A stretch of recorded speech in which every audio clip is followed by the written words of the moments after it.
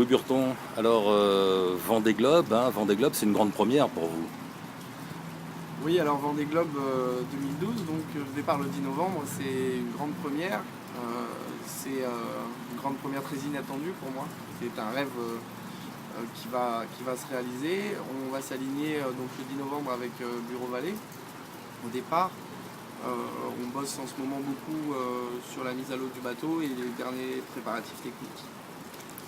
C'est long à préparer un Vendée Globe parce que ça va durer longtemps. Ouais, alors c'est très long, il faut avoir un bateau qui va être capable de tenir pendant 3 mois, donc on laisse rien au hasard. Il y a un gros boulot de préparation en amont. Mich Dej l'a toujours dit avec raison, 80% du succès d'un Vendée Globe se gagne avant. Donc on est 6 personnes à travailler d'arrache-pied là pour finir de préparer le bateau, avec des spécialistes sur chacun des éléments du bateau. On a amélioré, on a gagné du poids sur le bateau, on a changé, bougé un peu les quilles, la quille, le mât, etc.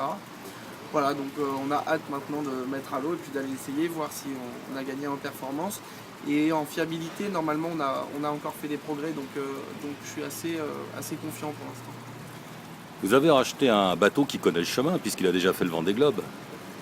Alors malheureusement, il connaît pas tout le chemin, quoi. Il connaît une partie du chemin puisqu'il avait dû abandonner la dernière édition sur des problèmes de barre de flèche, d'ancrage de barre de flèche, au large du Brésil, il me semble.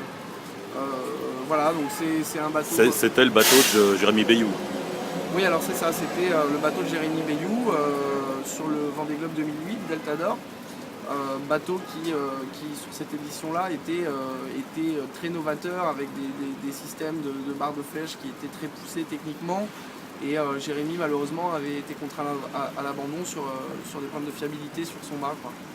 Alors vous avez réussi, vous, à le rendre plus fiable, peut-être plus simple aussi dans son gréement. Alors en fait, Jérémy et son équipe ont fait un gros boulot au retour du Vendée Globe 2008 pour corriger les problèmes et les défauts de conception qu'il y avait eu sur certaines parties du bateau.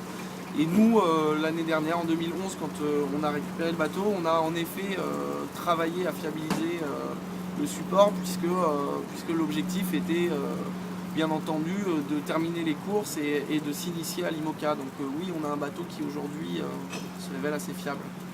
Qu'est-ce qu'il vous reste à faire maintenant d'ici le départ? Parce que c'est loin mais ça va arriver vite. Ouais, alors il reste à continuer sa préparation physique.